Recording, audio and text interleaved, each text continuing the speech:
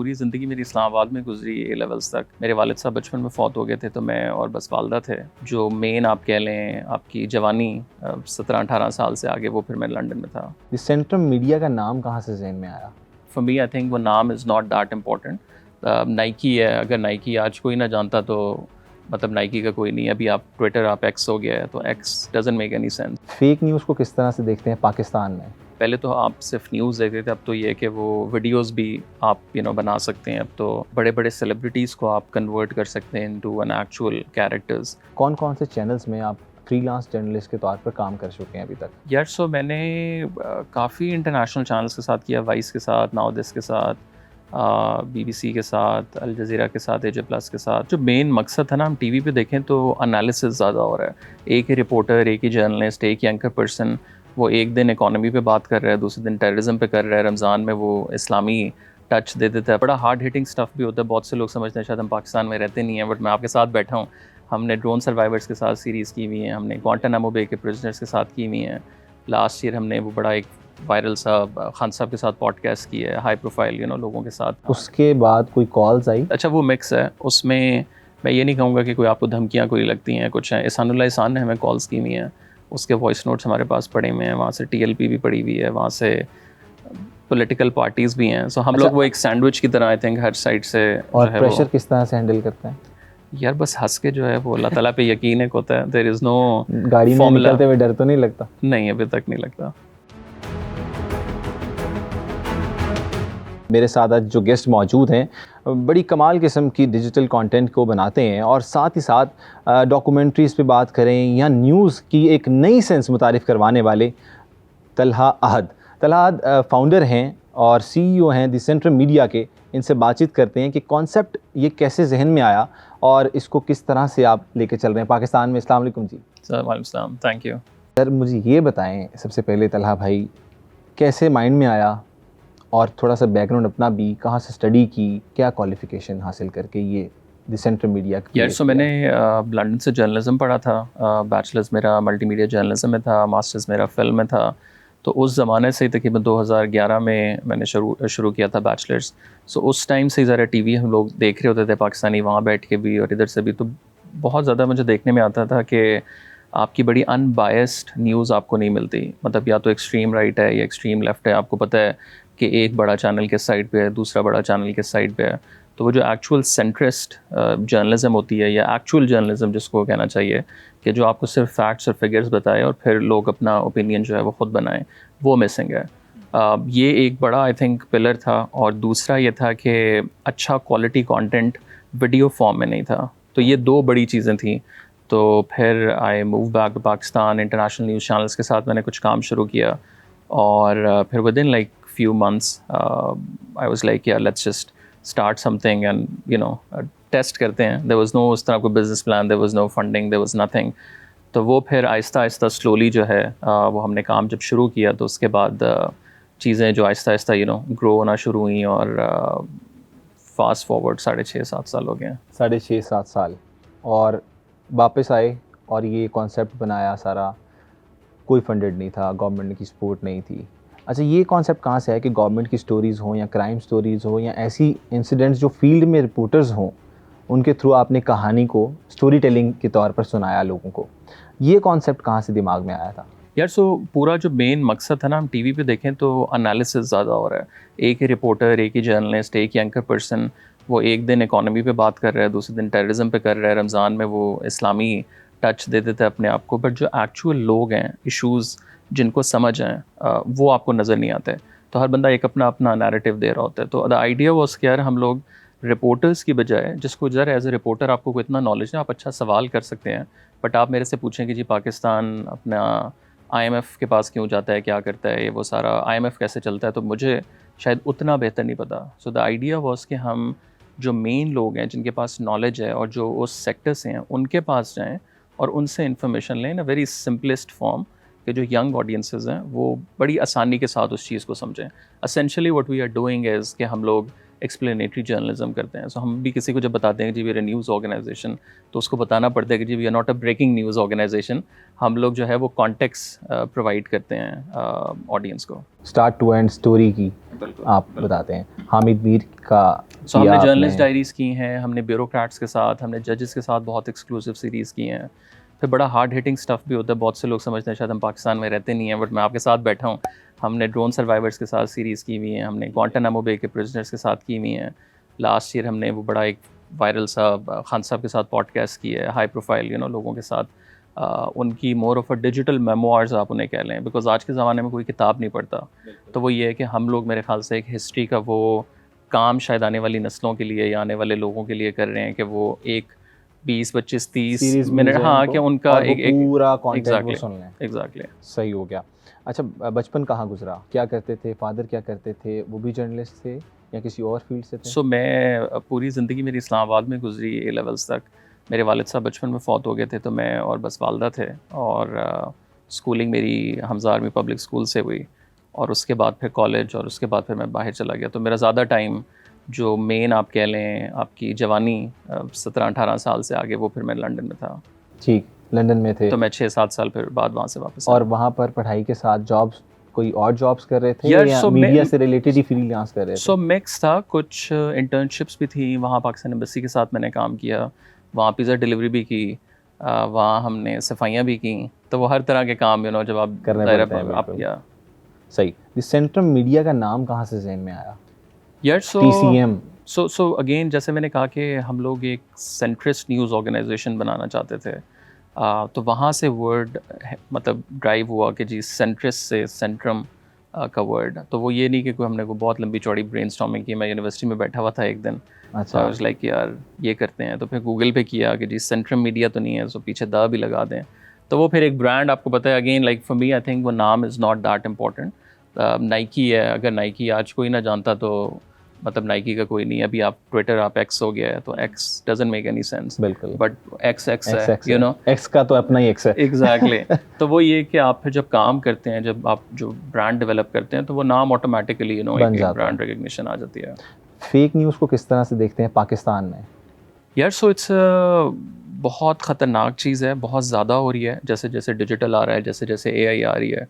पहले तो आप सिर्फ न्यूज़ देखते थे, अब तो ये है कि वो वीडियोस भी आप बना सकते हैं। अब तो बड़े बड़े सेलिब्रिटीज़ को आप कन्वर्ट कर सकते हैं इनटू एन एक्चुअल कैरेक्टर्स।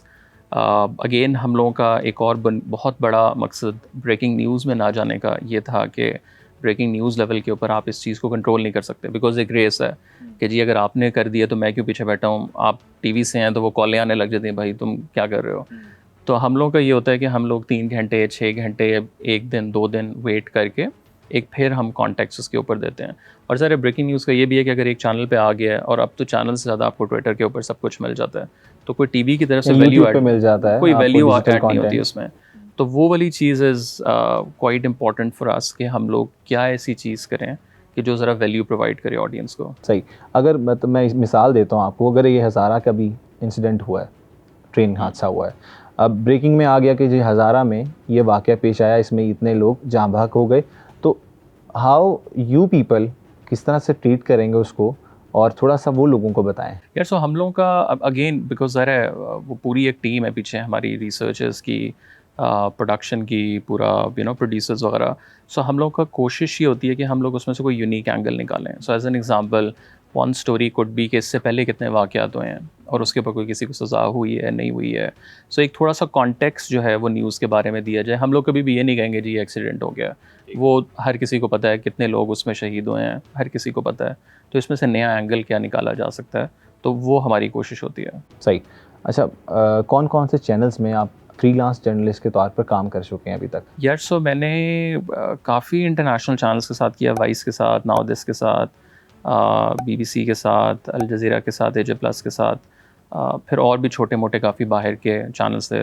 सबसे ज़्यादा अच्छा ऑर्गेनाइजेशन स्ट्रक्चर और टीम किसकी लगी? यार, हर चैनल का ना एक अपना आई थिंक वो है। I personally like I think vice और नाउ दिस। अनफॉर्चुनेटली वाइस भी अब बैंकरप्ट।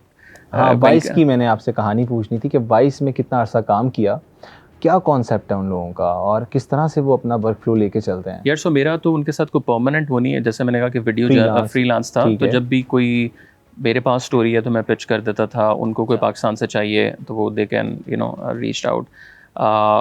बहुत बड़ी कंपनी उन्होंने जर्नलिज्म को आई फील लाइक बहुत चेंज किया है। जो सिनेमैटिक जर्नलिज्म का कॉन्सेप्ट है वो लोग लेके आए हैं, और इन डेप्थ रिपोर्टिंग, सो उनका ज़्यादा मेरे ख्याल से राइज़ आया है जब अरब स्प्रिंग के बाद जो है, और आईएसएस जब इराक़ के अंदर शुरू हुआ है तो उनके रिपोर्टर्स एम्बेड होना शुरू हुए।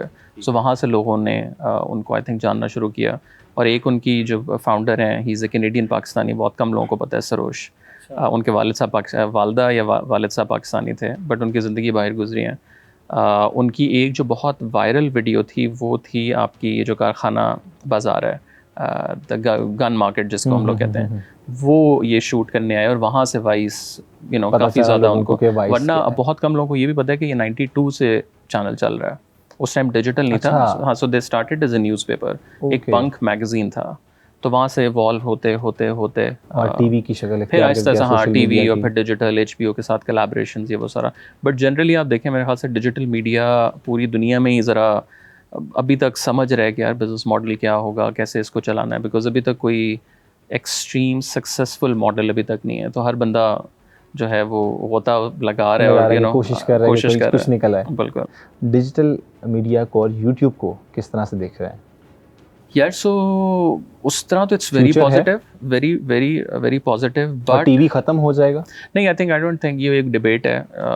लोग कहते थे रेडियो ख़त्म हो जाएगा, बस 50-100 साल हो गए हैं, रेडियो उधर ही है। तो हर चीज़ का एक अपना मेरे ख्याल से वो वैल्यू होती है। ऑफ कोर्स जो जेन ज़ी या नई जनरेशन्स हैं, they trust more on YouTube या डिजिटल को rather than the TV, because as an example पुराने ज़माने में जो एंकर्स होते थे, लोग उनको बहुत ज़्यादा वो था। अब जो यंग ऑडियंस है वो दे डोंट लाइक बहुत ज़्यादा उन्हें वो व्लॉग्स को पसंद, उनको ये कि डिजिटल से अच्छी खबर मिले, हाँ, रिलायबल चीज़ हो, तो उनको कोई इतना ज़्यादा वो नहीं है। बट एक आई फील लाइक कि एक चीज़ जो बहुत ज़्यादा यूट्यूब और डिजिटल ने ख़राब भी की है, वो ये कि जो हमारे पुराने भी और नए जर्नलिस्ट अब वो जर्नलिज्म छोड़ के एनालिसिस के ऊपर आ गए हैं। सो अगर आप जाके, बहुत बड़े बड़े नाम है, मैं उस तरह नाम नहीं लूँगा, बट आप देखें तो नाम बुलवाते हैं और आप नाम नहीं लेंगे तो ये नहीं, अच्छा मतलब नहीं अगेन आप कोई भी उठा लें, मतलब मैं लिटरली आप जिस मर्जी का एक नाम उठाएं, उसमें आप देखें कि वो किस तरह के क्लिक बेट टाइटल्स हैं उन लोगों के अंदर। जो कंटेंट है वो बात असल 1 मिनट की होती है, उसको खींच के उन्होंने 10 मिनट, बिकॉज मोनेटाइज आपने उसको करना होता है। बिल्कुल 8 मिनट के बाद मोनेटाइजेशन, मतलब वो in the end of the day जब आप उसको सुनते हैं ना, तो उसमें से अंदर होता कुछ भी नहीं है, वो खाली मुझे ना कहते हैं हाली पांडा बोलता है। एग्जैक्टली, वो वाला ज़्यादा खड़कता है। लेकिन ये कि लोग भी समझदार हैं, स्पेशली जो नई ऑडियंसेस हैं, वो ज़ाहिर है लोगों को अभी भी एक मसाला चाहिए तो लोग देखते हैं, बट लोगों की रिलायबिलिटी जो है उन बड़े नामों पे मेरे ख्याल से कम हो गया। अच्छा, जब आप अपने आप को कंपेयर करते हैं दूसरे मीडिया चैनल से डिजिटल, तो क्या फ़र्क देखते हैं कि उनकी व्यूअरशिप कहाँ जा रही है? फॉर एग्जांपल उनका कंटेंट बिल्कुल फारिग है, और उनके जिस तरह आपने बात की टाइटल्स और थंबनेल्स इस तरह के हैं कि जो फेक न्यूज़, अंदर कुछ भी नहीं, 1 मिनट की बात है और पूरी वीडियो में यही कहा जाता है जी मैं आपको जो बताने जा रहा हूँ वो आपको कोई नहीं बताएगा, तो उसे भी किसी ने बताया ही है ना। तो मेन चीज़ ये है, उसको किस तरह कंपेयर करते हैं जब व्यूअरशिप अपनी देखते हैं, तो व्यूअरशिप से मुतमईन है आप? यार सो हमारा तो टू बी ऑनेस्ट, बेसिक मोटो क्या है, मैं ये जानना चाह रहा हूँ। हमारा तो किसी से मुकाबला नहीं है, ना मैंने कभी किसी के साथ मुकाबला करने की कोशिश की है, ना हमारी टीम ने कभी की है।